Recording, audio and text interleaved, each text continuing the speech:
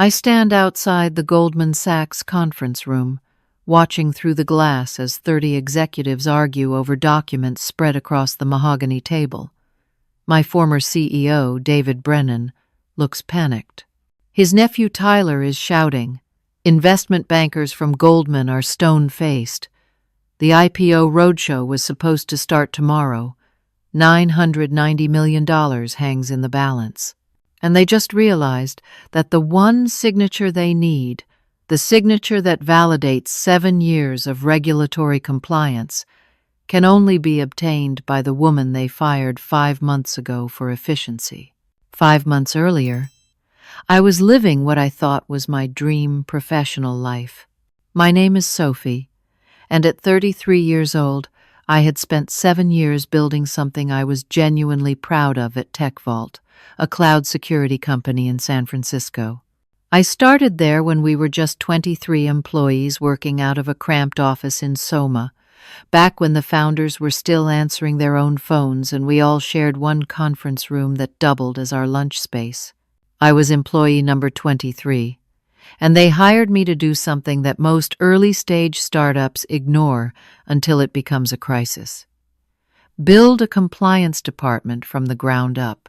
When I joined, we had 0 formal regulatory processes, no documented procedures, and a fairly cavalier attitude toward the increasingly complex web of regulations that govern cloud security companies. I spent 7 years turning that chaos into a sophisticated, well-oiled compliance infrastructure. By the time this story really begins, TechVault had grown to 400 employees. We had clients ranging from small startups to Fortune 500 companies.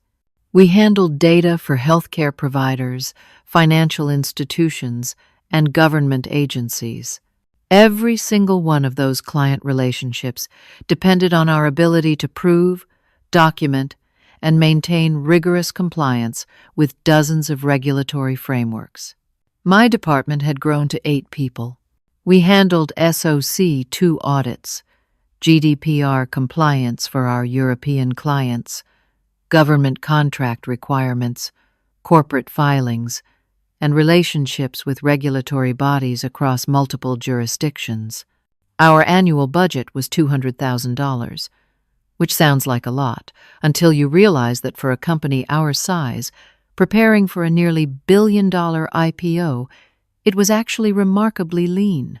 I maintained personal relationships with 47 different regulatory contacts. The SEC liaison who understood our business model, the state regulators who oversaw our data handling, the federal contract officers who managed our government-client relationships, the international data protection authorities who certified our European operations. These relationships took years to build. They required trust, consistency, and deep institutional knowledge. So when David called me into his office on that Tuesday morning in late March, I assumed it was another strategic planning session. We were 6 months away from our planned IPO. The company was valued at $990 million. Everything was moving forward exactly as planned. David sat behind his desk, looking uncomfortable. Next to him sat Tyler Brennan, his nephew, who had been appointed Chief Financial Officer 6 months earlier. Tyler was 29, had an MBA from a school I had never heard of, and possessed the dangerous combination of complete confidence and minimal experience. Tyler opened his laptop and turned it toward me. He had prepared what he called an efficiency analysis. The presentation was slick, full of charts and graphs, but the conclusion was simple and devastating. He wanted to eliminate my entire department. His argument sounded reasonable if you did not understand what we actually did. Compliance is outsourceable, he said. We can use external consultants on demand for a fraction of the cost. Look at these numbers. Your department costs us $200,000 annually. I have quotes from consulting firms that can handle everything for $60,000 a year. I felt my stomach drop, but I kept my voice steady. I explained that my team did not just file paperwork. We maintained living, breathing relationships with regulatory bodies. We had institutional knowledge that could not be replicated by outside consultants who would need to learn our systems from scratch. We were embedded in every major product decision, ensuring compliance was baked into development rather than bolted on afterward. I specifically warned them about our current state. We had 63 active regulatory filings in various stages of completion. We had 12 government contracts with ongoing compliance requirements. The IPO itself required continuous regulatory liaison. You cannot just pause these relationships. You cannot put compliance on hold while you figure out a cheaper solution. Tyler smiled in a way that made my skin crawl. That is exactly the kind of fear-mongering that justifies bloated departments. We will figure it out. Stop being so dramatic about paperwork. I turned to David, expecting him to intervene, to show some recognition of what my team had built. Instead, he nodded slowly. Tyler has shown me the numbers, Sophie. We need to be lean going into the IPO. Investors want to see efficiency. I was given 30 days' notice. Tyler barely contained his satisfaction as he outlined the transition plan. We will keep Amy, your junior coordinator, to handle basic filing. We have already engaged Compliance Plus Solutions to provide consulting support as needed. We are restructuring for the future. I tried one more time. Who will maintain the SEC relationship? Who knows about the consent decree from 3 years ago? Who understands the nuances of our European data transfer agreements? Tyler waved his hand dismissively. We will figure it out. Stop trying to make yourself indispensable. That is not how modern companies operate. The meeting ended. I walked back to my office in a daze. 7 years of work, 7 years of building relationships, creating systems, protecting this company from regulatory landmines. Gone because a spreadsheet said we could save $200,000. I spent that first day oscillating between shock, hurt, and anger. I had dedicated the prime years of my career to building TechVault's compliance infrastructure. I had worked weekends, taken calls at midnight from European regulators, missed family events to handle crises. And now I was being dismissed as overhead. But I am nothing if not professional.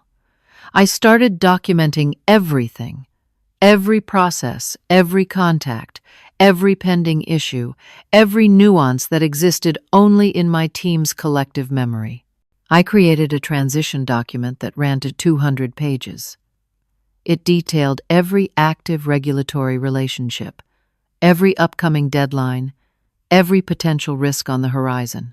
I emailed it to David and Tyler with a carefully worded message.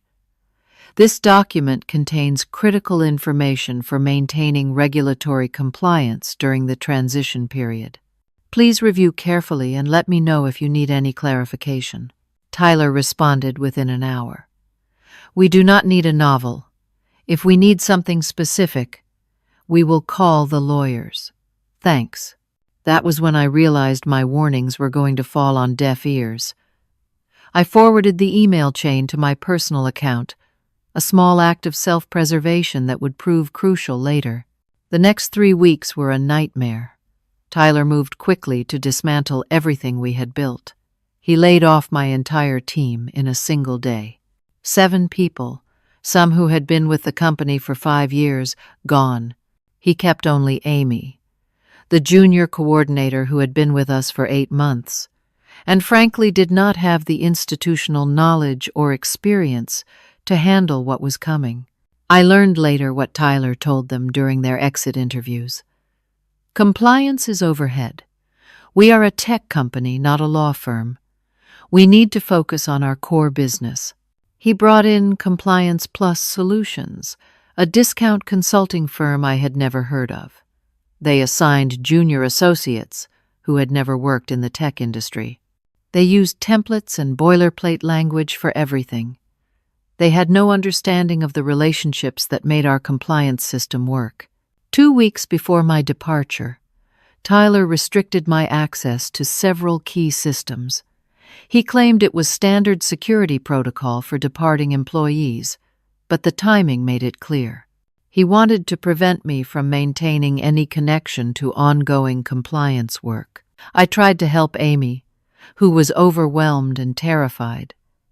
She was 24 years old and suddenly responsible for work that my entire team of 8 had struggled to keep up with. I created detailed guides for the most time-sensitive matters. The SEC quiet period rules for IPO preparation, federal contract renewals, 3 of which were coming up in the next 4 months, international data transfer certifications that were expiring, ongoing state regulatory audits. Tyler dismissed all of it. "You are overcomplicating things to justify your existence. Amy will be fine. Compliance Plus knows what they are doing." 3 weeks into my notice period, the first warning signs appeared. The state of California sent a routine audit request. It was the kind of request my team handled regularly. It required specific documentation about our data handling practices, formatted in a particular way that California regulators expected. Amy did not know how to respond. Compliance Plus assigned a junior consultant who submitted a generic, boilerplate response that could have applied to any tech company. California regulators were not impressed. They sent a warning letter stating that our response was inadequate and requesting specific documentation with a firmer deadline. I sent a detailed email to David and Tyler. This California audit could delay IPO approval. They need specific technical documentation that requires deep product knowledge. Our consultants do not understand our systems well enough to provide what California needs. This needs immediate attention. Tyler responded, copying David. "Stop fear-mongering. You are gone in 1 week. Compliance Plus is handling it. This is exactly why we needed to make this change. You created a culture of anxiety around routine compliance matters." I forwarded that email chain to my personal account as well. My last day arrived. The exit interview with Janet, our HR director, was awkward and sad. Janet had always been kind to me, and I could tell she was uncomfortable with what was happening. I provided her with a 12-page exit memo detailing the risks I saw on the horizon.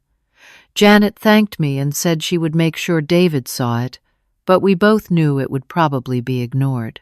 I asked if I could be available as a consultant if issues arose. I genuinely wanted the company to succeed. Janet shook her head sadly. "Tyler specifically instructed me to tell you that you are not to be contacted for any future consulting work. He said you would try to create fear to get a consulting contract. He has essentially blacklisted you from any future engagement with TechVault." I cleared my desk that afternoon. Several engineers pulled me aside as I was packing. "Tyler does not understand what you did for us. This is going to blow up. Someone needs to tell David before it is too late." I appreciated their concern, but there was nothing more I could do. I have documented everything.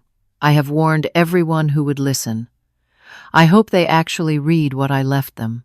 I went home that night and let myself cry for the first time since the initial meeting, not just because I had lost my job, but because I knew, with terrible certainty, what was coming. I had seen this pattern before in other companies. You cannot simply delete institutional knowledge and expect everything to continue working. Compliance is not like other business functions. It requires continuity, relationships, and deep understanding. Tyler was about to learn that lesson the hard way. The next morning, I started looking for new opportunities. Within a week, I had multiple offers. Apparently, my reputation in the compliance community was strong, even if Tyler did not value it. A competitor called CloudShield offered me a position as Vice President of Compliance and Risk. Better title, better pay, $150,000 compared to my previous $130,000. And, critically, a CEO who actually understood the value of what I did. I accepted the position and tried to move forward with my life. But I could not stop thinking about TechVault and the regulatory time bombs I knew were ticking away. 3 months into my new job at CloudShield, I was starting to find my rhythm again. The wound from TechVault was beginning to heal. I had a boss who asked for my opinion, who included me in strategic decisions, who understood that compliance was not overhead but essential infrastructure. I was building a new team, implementing new systems, and frankly enjoying not having to constantly justify my existence. But the tech industry in San Francisco is small, and gossip travels fast. I started hearing things about TechVault through industry connections. Nothing official, just whispers at conferences and knowing looks from regulatory contacts. The California audit situation had escalated significantly. Compliance Plus had failed to provide adequate documentation by the second deadline. California had issued a preliminary finding of potential data handling violations. Tyler's response, I learned, was to hire an expensive law firm to fight the findings rather than simply providing the documentation California needed. The legal fees hit $80,000 before anyone thought to question whether this was the right approach. That was already more than my former team's entire quarterly budget. And they were no closer to resolving the actual compliance issue. Then one afternoon in late June, my phone rang from an unknown number. I almost did not answer, but something made me pick up. Sophie? It was Amy, my former junior coordinator, and she was crying. Sophie, I do not know what to do. I should not be calling you, but I do not know who else to ask. Amy, I said carefully, aware that Tyler had threatened legal action if I interfered with TechVault business. What is wrong? The SEC sent a request about our S-1 filing. There is an amendment they say we missed. Tyler told me to ignore your documentation because it was too complicated. We missed a required deadline. They are asking questions, and I do not know how to answer them. David is traveling for IPO roadshow prep. Tyler is running everything. He keeps saying the lawyers will handle it. But Sophie, I do not think they understand what they are handling. My heart sank. I had specifically flagged that amendment in my transition documentation. It was a technical requirement, easy to miss if you did not know the filing history, but critical for IPO approval. Amy, I cannot help you. Tyler blacklisted me. If I get involved, he could sue me. You need to tell David this is serious. You need to escalate this above Tyler. I tried, she said, her voice breaking. Tyler said I was being hysterical. He said I was falling for your fear-mongering. Sophie, I am so far over my head. They should never have put all this on one person. I felt terrible, but I knew I could not get involved. I gave Amy what generic advice I could without crossing into actual consulting, and we ended the call. I felt sick about it, but I had to protect myself. A week later, a certified letter arrived at my apartment. It was from TechVault's law firm. A cease and desist letter, threatening legal action if I continued to interfere with TechVault business operations or disparage the company. Tyler had found out about Amy's call to me, somehow, and had decided I was sabotaging them. The letter accused me of attempting to undermine TechVault's IPO process, of contacting employees to spread fear, of trying to drum up consulting business by creating false emergencies. It threatened to sue me for damages if I continued this behavior. I stared at the letter in disbelief. I had not contacted anyone. Amy had called me, desperate for help, and I was somehow the villain in Tyler's version of events. I consulted with a lawyer that afternoon. She read the letter and shook her head. "This is pure intimidation. You have done nothing wrong. But fighting this would be expensive and stressful, even though you would probably win. Sometimes the best course is just to stay completely away and let them fail on their own." So that is what I did. I blocked Amy's number, hating myself for it, but knowing I had no choice. I told my new employer about the situation, and they were supportive. If TechVault wants to self-destruct, that is their choice. You gave them every chance. Now focus on what we are building here. I tried to take that advice, but I could not stop hearing things through the industry grapevine. TechVault's IPO timeline was slipping. There were regulatory delays, people said. Tyler had apparently burned bridges with multiple regulatory contacts, approaching every interaction as adversarial rather than collaborative. At a compliance conference in early September, an SEC liaison I had worked with for years pulled me aside. "Sophie, what happened at TechVault? We used to have such a great relationship with them. Now everything goes through lawyers who stonewall us. They treat every request like an attack. It is making everyone nervous about their IPO." I could not say anything specific because of the cease and desist letter. I just said there had been leadership changes and left it at that. But the concern in his eyes told me everything. The SEC was losing confidence in TechVault. Then in mid-September, major news broke that sent shockwaves through the industry. TechVault had lost 2 major federal contracts, worth $12 million in annual revenue. The reason given in the official notices was failure to maintain required compliance certifications. I knew exactly what had happened. These were certifications that my team had routinely renewed every year. They were not complicated, but they required specific documentation and timely filing. Compliance Plus had not had them on their radar. No one had followed up. The certifications had lapsed, and the Federal Contracting Office had very strict rules about that. $12 million in revenue, gone, because Tyler wanted to save $200,000 on my department's budget. Stock market analysts started publishing pieces questioning whether TechVault could successfully complete its IPO. The company's private valuation was being marked down.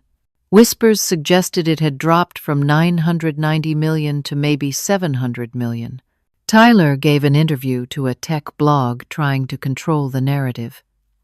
I forced myself to read it. He blamed legacy inefficiencies in prior administration.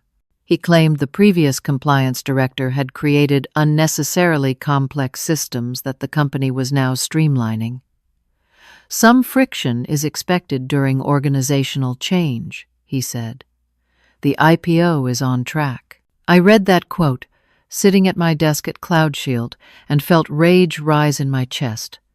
Legacy inefficiencies, unnecessarily complex systems. He was rewriting history, blaming me for the disasters that followed my departure. But I stayed silent. The cease and desist letter sat in my files like a loaded gun. Tyler was looking for any excuse to come after me. I was not going to give him one. Still, late at night, I would lie awake thinking about all those employees at TechVault who had nothing to do with Tyler's decisions. The engineers, the salespeople, the customer service team. They were all depending on stock options that were rapidly becoming worthless. 400 people whose financial futures were tied to an IPO that was crumbling because of one person's arrogance and stupidity.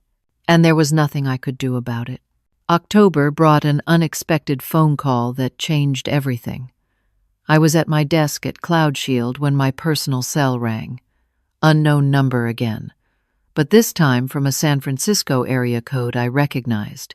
It was Janet from HR. Sophie, I need to talk to you. Off the record. Can we meet somewhere neutral? We met at a coffee shop in the Mission, far from both Tech Vault and Cloud Shield offices. Janet looked exhausted, older than I remembered from just 4 months ago. Sophie, the company is in crisis. The IPO is in serious jeopardy. David is starting to realize that Tyler made catastrophic mistakes. She paused, stirring her coffee without drinking it. We need your help. She laid out the situation. 3 major problems had emerged, each worse than the last. First, the California audit had resulted in recommended fines of $2 million. $2 million. Because Compliance Plus had failed to provide proper documentation, and Tyler had chosen to fight rather than cooperate. Second, the SEC had found inconsistencies in historical compliance filings. During their IPO due diligence, they were asking questions about documentation from years ago, and no one currently at Tech Vault understood the context or could explain the decisions that had been made. Third, and most critically, Goldman Sachs' due diligence team had discovered gaps in corporate governance documentation. Apparently, corporate bylaws required board approval for certain regulatory filings made years ago. These approvals had been obtained and documented by my team. But when Tyler dismantled the department, he had deleted what he called redundant file systems to save on server costs. The backup documentation was gone. Goldman needed proof these approvals had existed. Janet leaned forward. Sophie, David wants to bring you back as a consultant. Clean slate. We need your help to save this IPO. I felt a cold fury rise in my chest. Tyler sent me a cease and desist letter. He accused me of sabotage. He called me a fearmonger. Why would I help him? Tyler does not know I am here, Janet said quickly. David does. He is desperate. He finally understands what happened. I sat back, thinking. Part of me wanted to watch them fail. They had earned it. But another part of me thought about those 400 employees who had done nothing wrong. I consulted with my current employer later that day. To my surprise, they were supportive. This could actually be great for our reputation if you help fix it. Plus, you should charge them triple your old rate. They will pay it. I agreed to 1 meeting with David. My terms were non-negotiable. $250 per hour. Limited scope consulting only. No direct interaction with Tyler. All communications through David or Janet. And I wanted written indemnification from that cease and desist threat. David agreed to everything immediately. The meeting was in his office, with Tyler specifically excluded. David looked haggard. He had aged visibly in 4 months. Sophie, I made a terrible mistake. Tyler convinced me that we needed to modernize, be more efficient, that your approach was old school. I should have listened to you. I should have trusted your expertise over his spreadsheets. He laid out the full scope of the disaster. The IPO was supposed to launch in 2 weeks. Goldman Sachs was threatening to pull out entirely. The valuation had been reduced from $990 million to $800 million, and even that was questionable. The board was furious. Investors who had committed to the offering were getting nervous. I agreed to a limited engagement. I would help reconstruct the missing documentation and provide consultation on the most critical regulatory issues. But I was clear about the scope and timeline. This is emergency triage, David. I cannot fix 4 months of disaster in 2 weeks. I spent 3 intense days diving back into Tech Vault systems. I contacted old regulatory relationships, and the response was overwhelming. Sophie, we are so glad you are back. Tyler was impossible to work with. We tried to be patient, but he treated every request like an attack. I found backup documentation in personal files I had kept. I reconstructed the board approvals Goldman needed. I created a comprehensive briefing on the current state of regulatory compliance. But then I found something that made my blood run cold. 3 years ago, TechVault had entered into a consent decree with the Federal Trade Commission regarding data handling practices. It was not a huge deal at the time. We had some gaps in our privacy disclosures. We fixed them. We agreed to regular certifications. My team had been filing those certifications annually ever since, documenting our ongoing compliance. The last certification my team filed was 14 months ago, 1 week before I was terminated. The next certification had been due 6 months ago. No one had filed it. Compliance Plus had not known it existed. Tyler had dismissed my documentation that flagged it as a critical recurring obligation. TechVault had been in violation of a federal consent decree for 6 months, and there were mandatory reporting requirements. Someone should have notified the FTC immediately when we missed that deadline. This was not a paperwork problem. This was a federal violation that could result in massive fines and potential criminal liability for officers who knew about it and failed to report. I told David immediately. His face went pale. "Can we fix it quietly?" I shook my head. "Not without risking criminal charges. We have a legal obligation to self-report this violation. The FTC takes consent decrees extremely seriously. If we try to hide this and they discover it during IPO due diligence, which they absolutely will, it will be infinitely worse." David put his head in his hands. "This will kill the IPO." "It might," I said. "Or it might show that we are taking compliance seriously now and correcting past mistakes. But either way, we have no choice. This has to be reported." I felt a grim satisfaction in that moment. This was exactly what I had warned them about. Compliance is not just paperwork you can outsource. It is living, breathing obligations that require institutional knowledge and consistent attention. Tyler had treated it like a cost center to be optimized. Now they were facing the consequences. But my satisfaction was tempered by the realization that this was going to get much worse before it got better. David called an emergency board meeting for the next morning. I insisted it was necessary, despite the short notice. This could not wait. The boardroom was tense. 8 board members, David, Tyler, myself, Janet, and the company's general counsel. Tyler glared at me from across the table. I had not seen him since my termination, and the hostility radiating from him was palpable. I presented the consent decree violation clearly and factually. I showed the timeline. I showed the documentation of certifications my team had filed regularly for 3 years. I showed the gap after my departure. I showed the missed deadline. Tyler exploded before I finished. "This is Sophie's fault. She was responsible for this 3 years ago. She set up this system. If something went wrong, it went wrong on her watch." I remained calm. I pulled out printed documentation. I filed certifications every year for 3 years. The last certification I filed was 14 months ago, 1 week before I was terminated. The next annual certification was due 6 months ago. Your team missed it. One board member, a woman named Patricia, who had always been skeptical of Tyler's appointment, spoke up sharply. "Tyler, you eliminated Sophie's entire department. You ignored her transition documentation. You sent her a cease and desist letter when she tried to help. How is any of this her fault?" Tyler's face reddened. "She is sabotaging us. She has been planning this revenge for 5 months.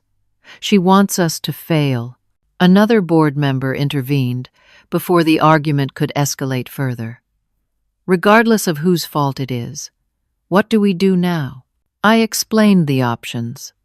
We self-report to the FTC immediately. We explain that we had leadership changes, a system failure, and we are correcting it. We provide complete transparency.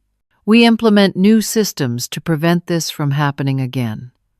The FTC might fine us, but they will appreciate the proactive disclosure. Or, I continued, you try to hide it and hope it does not come up during IPO due diligence. In which case, when it inevitably does come up, you face not just fines, but potential criminal charges for officers who knew and failed to report. The board voted immediately, 6-2, with Tyler and one Tyler supporter voting against. We would self-report. David asked me to take on a bigger role. We need you as interim chief compliance officer. We need you to fix this. I negotiated hard. I would do it as a contractor, not an employee, $1,000 per day. Full authority over all compliance matters. Written agreements protecting me from any future claims that I was responsible for problems I was now discovering.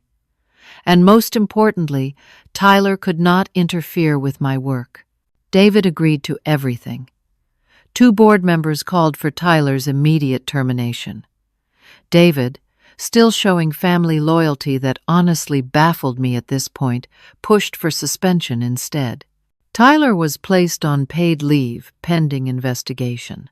I had 12 days until the scheduled IPO launch.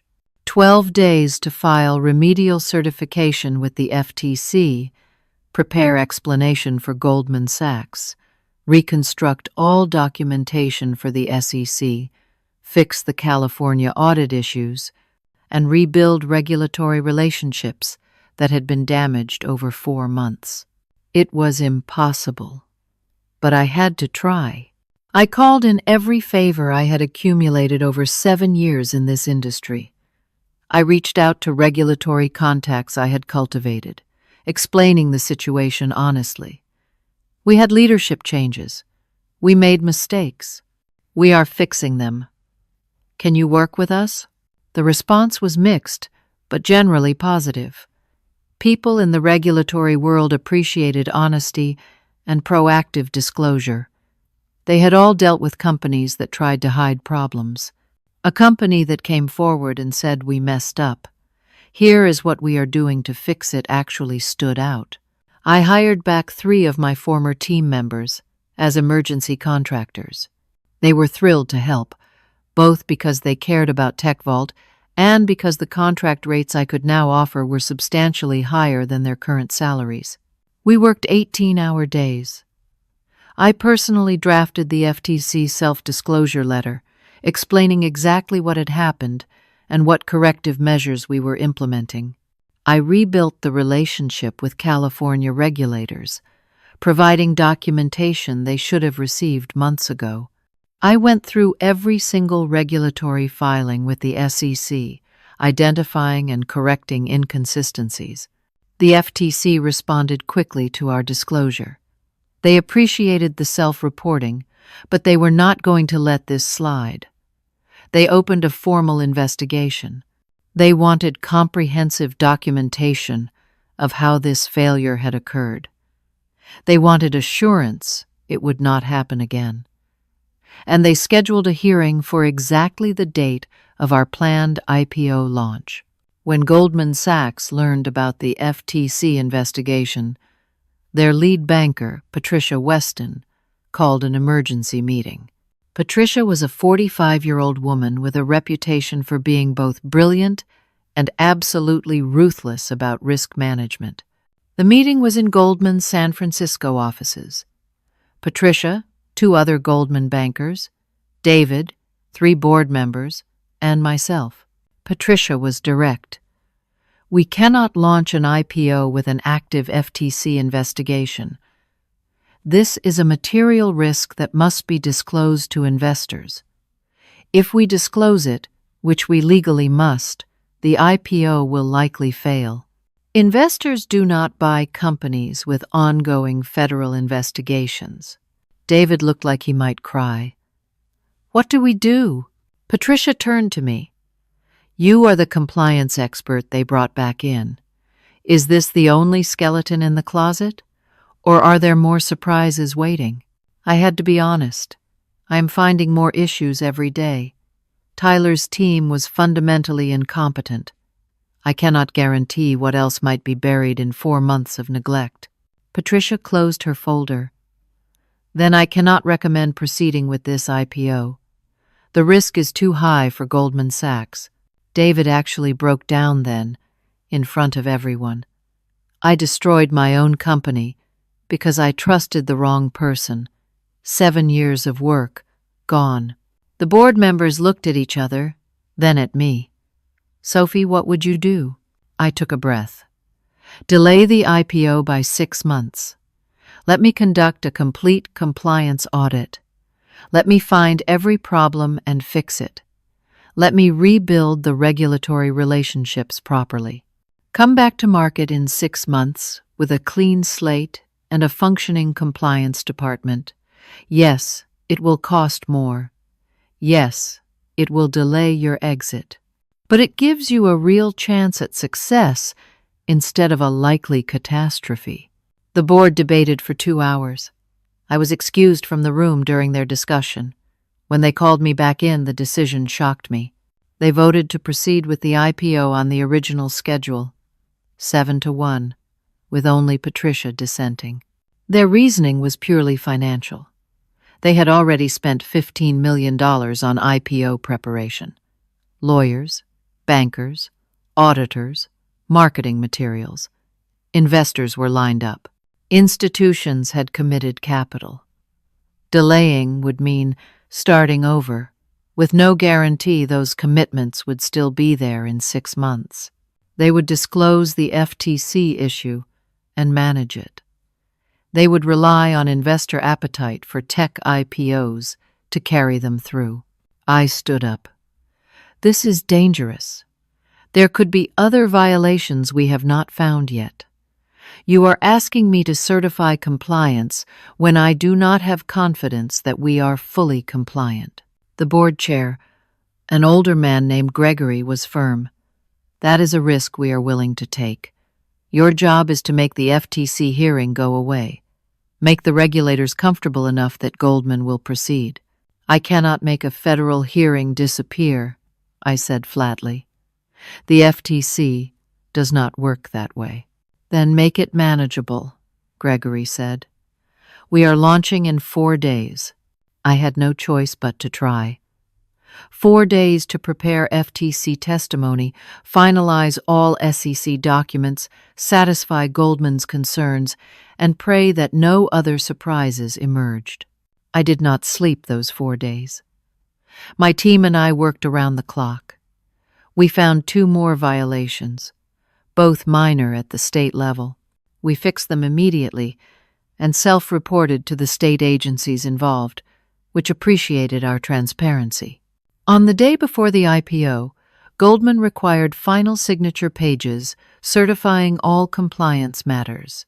It was a thick document, 240 pages of certifications covering every regulatory filing, every compliance requirement, every corporate governance matter. As Chief Compliance Officer, my signature validated everything. I would be personally liable if any of these certifications proved false. I started reviewing the document at 6 in the morning, knowing I had until 5 in the evening to sign and return it to Goldman. Page by page, certification by certification, I checked our work against the underlying documentation. I was on page 187 when I found it. A certification regarding European data transfer agreements. These agreements allowed us to transfer data from European customers to our U.S. servers. They required annual renewal with specific EU data protection authorities. According to our records, the last renewal was 3 years ago. I checked my team's historical calendar. They had scheduled the renewal for 2 years ago, but the renewal deadline was in April of that year. I had been terminated in March. No one had renewed the EU data transfer agreements. For 2 years, TechVault had been illegally transferring European customer data without valid legal authorization. This was a GDPR violation.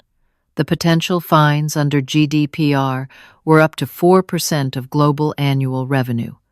For TechVault, that meant approximately $20 million. And it had to be disclosed in the IPO documents. There was no legal way around it. I looked at the clock. It was 11 in the morning. The IPO was supposed to launch tomorrow morning. Goldman needed these signatures by 5. I called David. We have a major problem. The emergency meeting was at 6 in the morning on IPO day. Video conference, because key people were in different locations. David in San Francisco. 3 board members in New York. Goldman Sachs team in their New York headquarters. And me, sitting in TechVault's conference room with the unsigned certification document in front of me. I explained the GDPR violation as clearly as I could. We have been illegally transferring European customer data for 2 years. This is a material violation. Potential fines could be $20 million. This must be disclosed in the IPO documents. Patricia from Goldman was absolutely rigid. We cannot proceed without full disclosure. This requires an amended S-1 filing with the SEC. That requires SEC approval.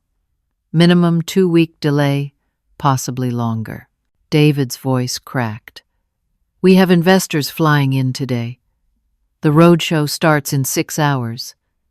We have media coverage scheduled. Then you are launching without Goldman Sachs, Patricia said flatly. We will not underwrite an IPO with undisclosed material regulatory violations. Our reputation is worth more than your fee. The silence on the call was deafening. Then someone knocked on the conference room door. Tyler walked in, followed by a lawyer I did not recognize. Tyler was technically still suspended, but apparently no one had thought to revoke his building access. His face was red with anger. His lawyer carried a briefcase. What is Tyler doing here? David demanded over the video call. Tyler's lawyer spoke. I am Samuel Bradford. I represent Tyler Brennan. My client is here to present evidence that is material to this discussion. Samuel opened his briefcase and pulled out printed emails. These are communications between David Brennan and Tyler Brennan from 8 months ago, showing that David explicitly approved Tyler's compliance restructuring plan. David signed off on eliminating Sophie's department. David approved the budget reduction. If there were compliance failures, David shares responsibility. The implication was clear. Tyler was protecting himself by spreading blame to his uncle. Tyler himself spoke for the first time, looking directly at me through the video camera.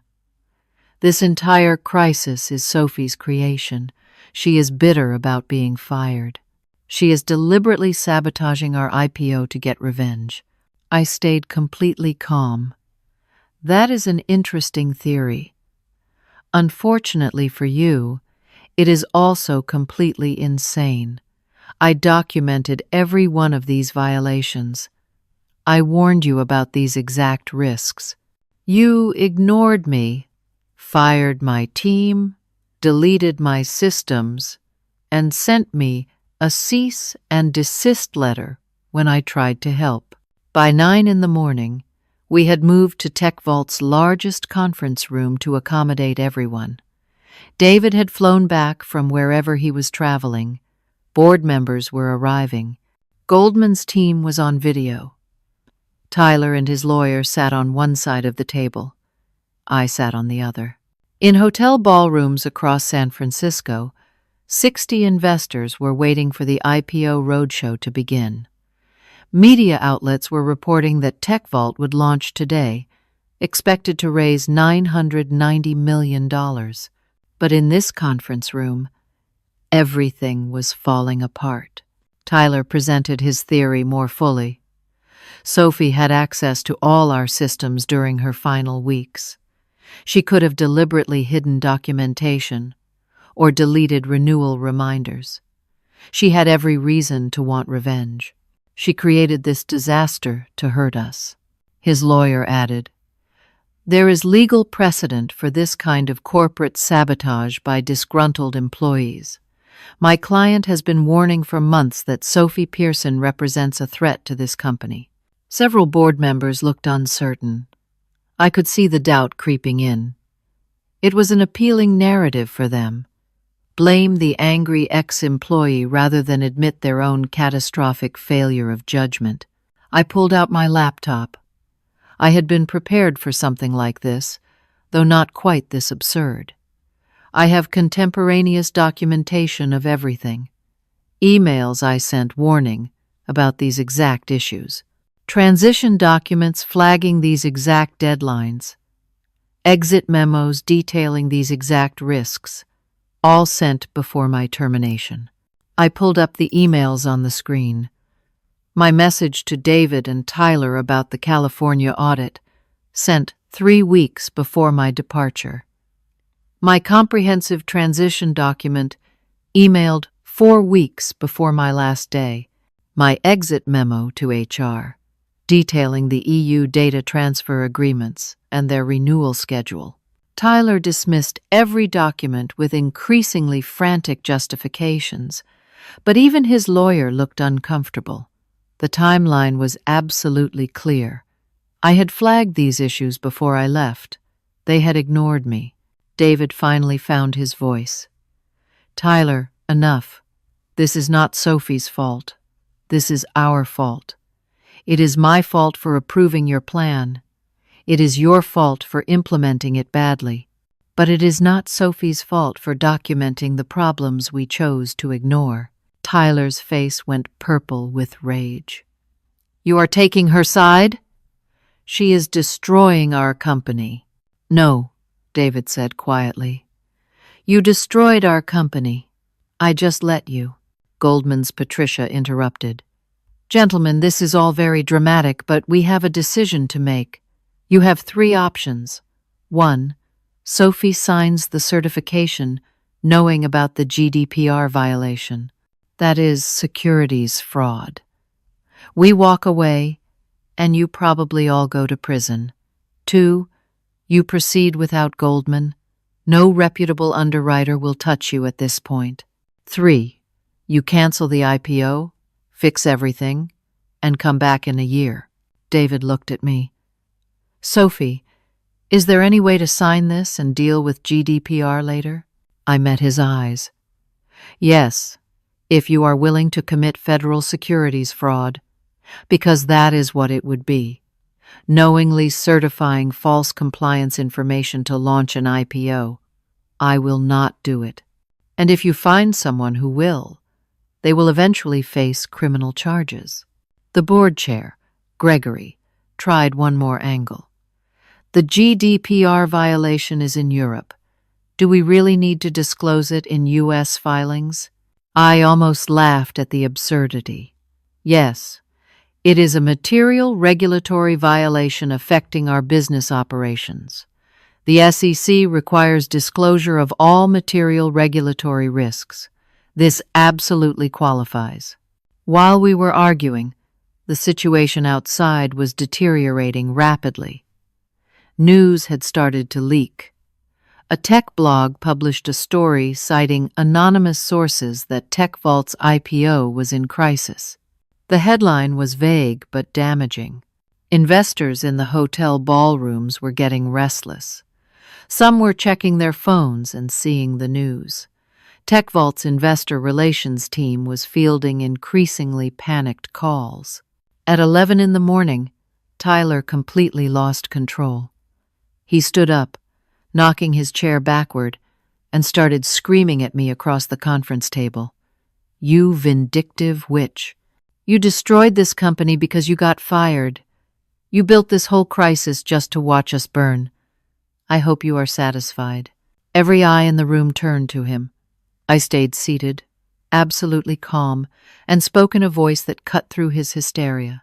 I did not destroy anything. You did. I built a compliance infrastructure that protected this company for 7 years. You demolished it because you wanted to save $200,000. I documented everything before I left. You ignored it. I warned you about specific risks. You dismissed them as fear-mongering. I tried to help when Amy called me. You sent me a cease and desist letter. I stayed completely away. You failed on your own, and now you are screaming at me because you cannot accept that this disaster is entirely your creation. Security was already moving toward Tyler. He had become completely unhinged, yelling incoherently about revenge and sabotage. His lawyer was trying to calm him down, but Tyler was beyond reason. They escorted him out of the building. I watched through the conference room window as he was walked across the parking lot, still yelling, still blaming everyone but himself. The room was silent after he left. David sat with his head in his hands. The board members looked shell-shocked. Patricia from Goldman just looked tired. Patricia spoke first. We need a decision. I will give you 1 hour. Either you properly disclose and accept a major delay, or we withdraw as underwriter. The board huddled privately. I stepped out of the room. Through the window, I could see employees in the open office area. They knew something was wrong. The IPO roadshow should have started hours ago. Instead, their executives were locked in crisis meetings. My phone buzzed. News alerts. More blogs were picking up the story. TechVault IPO delayed. TechVault in regulatory crisis. TechVault loses underwriter. That last one was not quite true yet, but it would be soon. 47 minutes later, the board called everyone back. Patricia from Goldman was stone-faced on the video screen. Goldman Sachs officially withdraws as underwriter for the TechVault IPO, she announced. We cannot proceed with the level of regulatory uncertainty and undisclosed material violations. This decision is effective immediately. David made a brief public statement that was immediately published on every tech news site. Due to technical difficulties in final documentation, we are postponing the TechVault IPO. We will announce a new timeline soon. But everyone who mattered knew the truth. The IPO had not been postponed. It had collapsed. Within hours, the private market valuation estimates for TechVault dropped from $800 million to approximately $400 million, half of what it had been valued at just that morning. 3 board members resigned over the next 48 hours. David announced leadership changes, which was corporate speak, for we are cleaning house. Tyler was officially terminated. His lawyer immediately filed a wrongful termination suit, which was almost funny given that Tyler had nearly destroyed the company. And then David called me to his office for a private meeting. Sophie, he said, I need to offer you something. We need you, not as a contractor, as a permanent member of our executive team, Chief Compliance and Risk Officer. Direct report to the board, not to the CEO. $200,000 base salary plus significant equity. Full authority to rebuild the compliance department properly. I am begging you. Please help us save this company. I looked at him for a long moment. Let me think about it. I spent 3 weeks thinking about David's offer. 3 weeks processing everything that had happened. The betrayal. The vindication. The chaos. During those weeks, I stayed on as a consultant at the daily rate we had agreed on.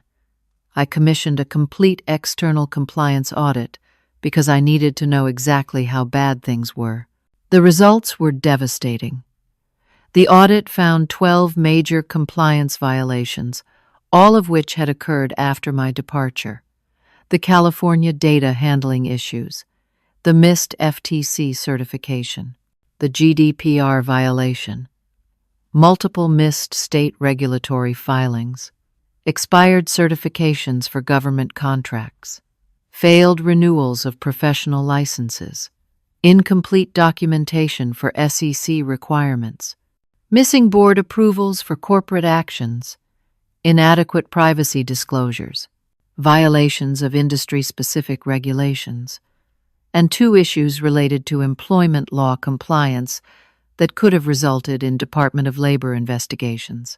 12 major violations, all preventable, all flagged in the documentation I had left, all ignored. The audit estimated total potential regulatory fines and penalties at $35 million. Tyler's $200,000 savings had potentially cost the company hundreds of millions in lost valuation and tens of millions in regulatory penalties. I prepared a presentation for the board showing exactly what had happened and how much it had cost. The numbers were stark and undeniable. During this time, David met with me several times. The conversations were different from before. He was humble in a way I had never seen. He acknowledged his failures explicitly. "Sophie, I chose family loyalty over professional judgment. I chose ego over expertise. I let Tyler convince me that innovation meant eliminating institutional knowledge. I destroyed what we had built together over 7 years. I do not have words for how sorry I am." He showed me a new organizational chart. In his proposal, I would be Chief Operating Officer, not just Chief Compliance Officer. I would report directly to the board, not through him. I would have full authority over compliance, risk management, information security, and corporate governance. It was an unprecedented amount of power for someone in a compliance role. "I will step back," he said. "The board has already made it clear that my decision-making authority is limited now. You would effectively run the day-to-day operations, while I focus on external relationships and long-term strategy.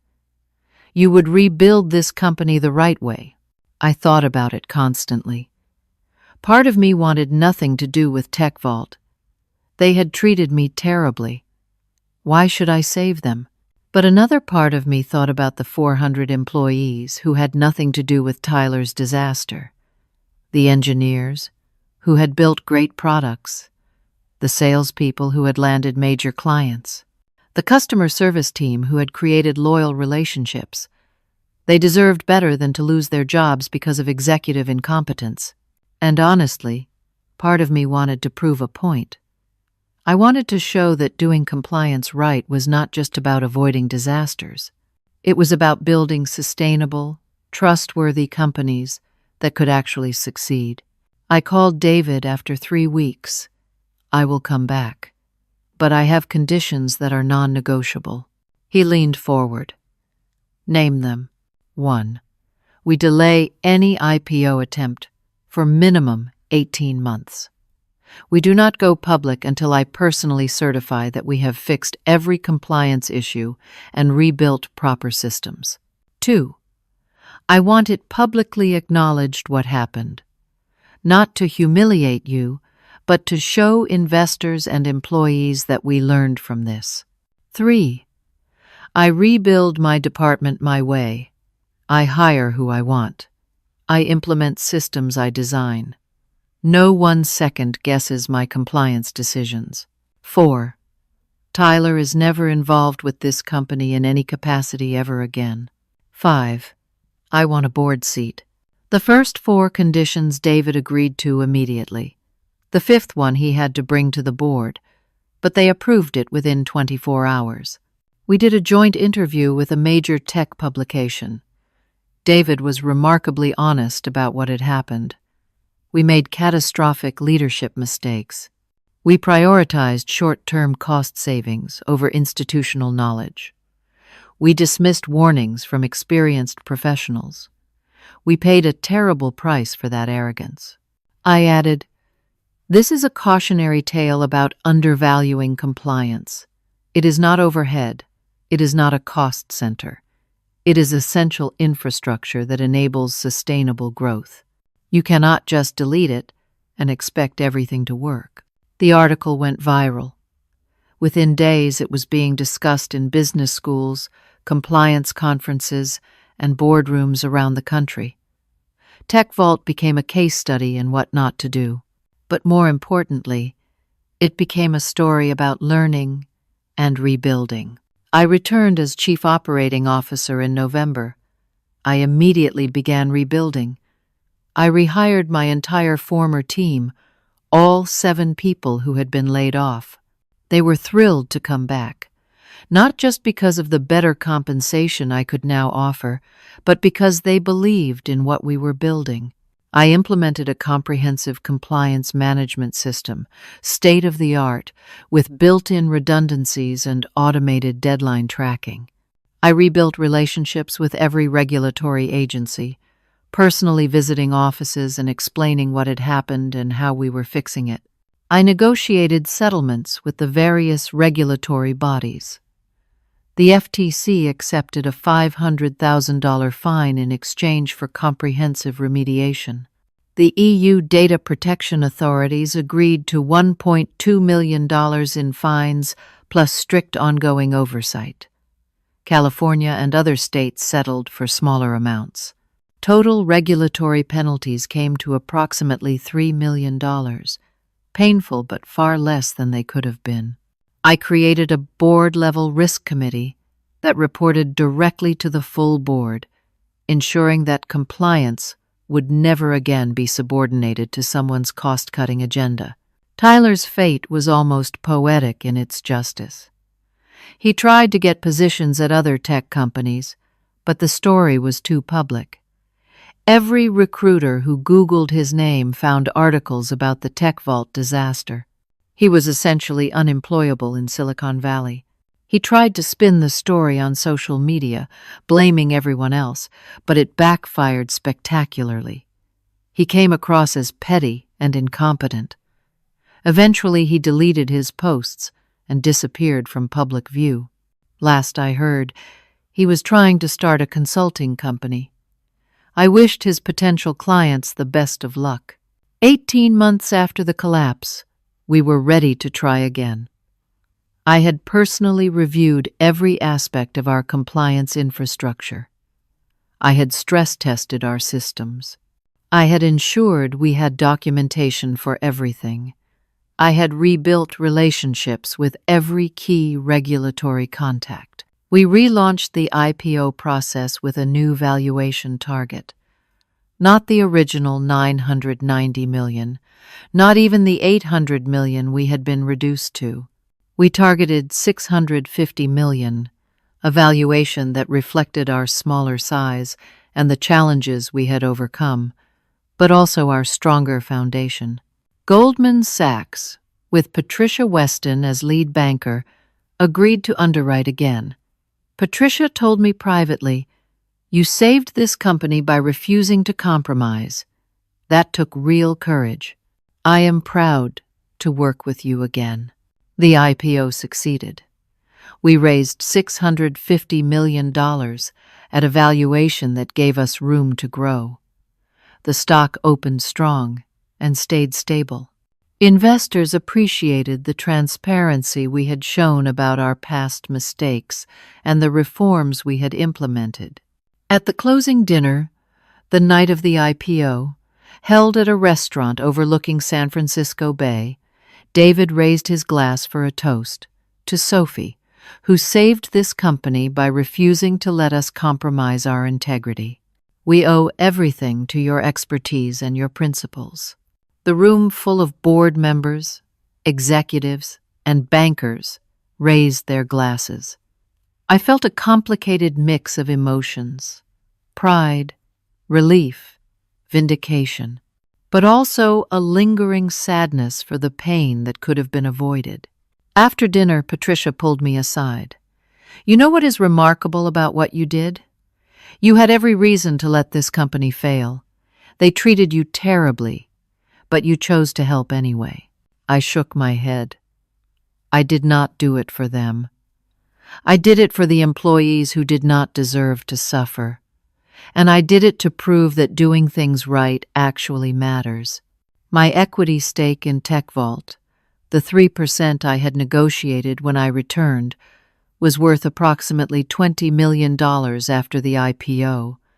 It was more money than I had ever imagined having. But honestly, that was not what mattered most to me. What mattered was proving that compliance done right is not a barrier to success. It is the foundation of success.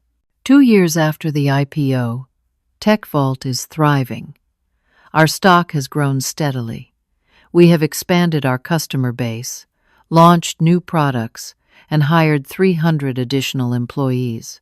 We are now a company of 700 people, and every single one of them understands that compliance is not just a department, it is a culture. My compliance team has grown to 12 people, a larger department than I originally built, reflecting the company's increased size and complexity. We are respected throughout the organization. Engineers consult us early in product development. Sales teams check with us before making promises to customers. Every major decision goes through a compliance review, not as a barrier, but as a value-added step that catches problems before they become crises. David is still CEO, but his role has evolved. He focuses on external relationships, investor communications, and long-term strategy. I handle operations, ensuring that the company runs smoothly and sustainably. We have a good working relationship built on mutual respect and honestly earned trust. I never saw Tyler again after his termination. His wrongful termination lawsuit was settled quietly, with a non-disclosure agreement. I assume he got some money, though nowhere near what he would have made from the IPO if he had not destroyed it. Sometimes I wonder if he learned anything from this experience. Probably not. The broader tech industry learned from TechVault's story. I am regularly invited to speak at conferences about compliance, risk management, and the true cost of cutting corners. Business schools use our case as an example of leadership failure and organizational recovery. I have become something of an expert on what happens when companies undervalue expertise in favor of spreadsheet optimization. But my favorite moments are the private conversations. Young compliance professionals who tell me that our story gave them courage to speak up when their own executives wanted to cut corners. CEOs who reach out to say they reconsidered planned layoffs in their compliance departments after reading about what happened to us. Investors who now ask harder questions about regulatory infrastructure before committing capital. One afternoon last month, I got an email that brought everything full circle. It was from Amy, my former junior coordinator, the one who Tyler had left to handle everything after dismantling my team. Sophie, I hope this message finds you well. I wanted you to know that I finished my law degree last month and accepted a position as a compliance counsel at a healthcare company. Watching what happened at TechVault, seeing how you refused to compromise your principles even when it cost you personally, taught me more than any class ever could. You showed me that expertise matters, that integrity matters, that sometimes the right thing to do is also the hardest thing to do. Thank you for being an example of how to do this work with dignity and courage. I read that email 3 times, feeling emotions I could not quite name. Pride, certainly, satisfaction, but also a sense of purpose that went beyond my own career or even my own company. This is what I learned from everything that happened. They called me inefficient. They called me overhead. They called me unnecessarily complex. But compliance is not about paperwork or bureaucracy. It is about trust. It is about building systems that work not just today, but for the long term. It is about doing things right, even when it is expensive, even when it is inconvenient, even when someone with an MBA and a spreadsheet tells you there is a cheaper way. When they fired me, they thought they were cutting costs. They were cutting the foundation. And when the building started to collapse, they finally understood what I had been telling them all along. I could have walked away. I could have let them fail. I could have watched the company burn and felt vindicated in my anger. But that is not who I am. I do not build things just to watch them be destroyed. I build things to last. Standing on the floor of the New York Stock Exchange on IPO day, watching our stock symbol light up on the board, I understood something profound. Integrity is not optional in business. It is everything. You can try to take shortcuts. You can try to optimize away the things that seem expensive, but eventually, reality catches up with you. Tyler saved $200,000 by eliminating my department. It cost Tech Vault hundreds of millions in lost valuation, tens of millions in regulatory fines, and 18 months of crisis management. The math is not complicated. The lesson should not be controversial. But somehow, in boardrooms across America, this same mistake gets made over and over again. People who build things are undervalued until the thing they built breaks. Expertise is dismissed as unnecessary until the absence of expertise creates catastrophe. Compliance is treated as overhead until the lack of compliance destroys value. I hope TechVault's story changes that pattern, at least for some companies. I hope some CEO somewhere reads about what happened to us and decides to actually listen to their compliance officer's warnings. I hope some board somewhere decides that the person who understands regulations is more valuable than the person who promises to save money by ignoring regulations. That is not revenge. That is the long game. That is understanding that sustainable success is built on foundations of expertise, integrity, and honest work. 2 years after nearly destroying itself, TechVault is stronger than it ever was before the crisis. Not despite the compliance infrastructure I built, but because of it. We compete not by cutting corners, but by doing things right. Our customers trust us because we can prove our trustworthiness. Our investors value us because we do not hide problems. And me? I sit in my corner office, overlooking San Francisco, leading a team of 12 professionals who are respected and valued throughout the organization. I have more money than I ever imagined, but that is not what drives me. What drives me is knowing that we built something real, something sustainable, something right. Last week, a CEO from another tech company called me. They are facing pressure to cut their compliance budget. Would I be willing to talk to them about why that might be a mistake? I smiled as I picked up the phone. I am always willing to share this story, because maybe, just maybe, I can help someone else avoid the mistakes that nearly destroyed us. That is the real victory.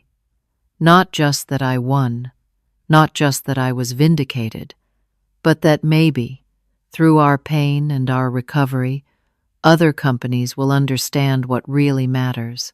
In the end, the people who do things right do not just survive.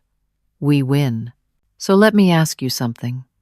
Have you ever been in a situation where you knew the right thing to do, but everyone around you was choosing the easy thing instead? How did you handle it?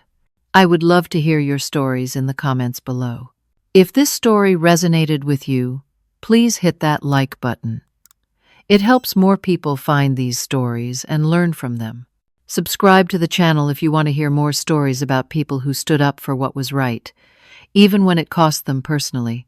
And please share this with anyone who might need to hear it, especially people working in compliance, risk management, or any role where their expertise gets undervalued. Thank you for listening to my story. I hope it reminds you that your expertise matters, your integrity matters, and that doing things right is always worth it in the long run, even when the short-term costs seem steep. Take care of yourselves, trust your expertise, and never compromise on integrity. It is the only thing that truly lasts.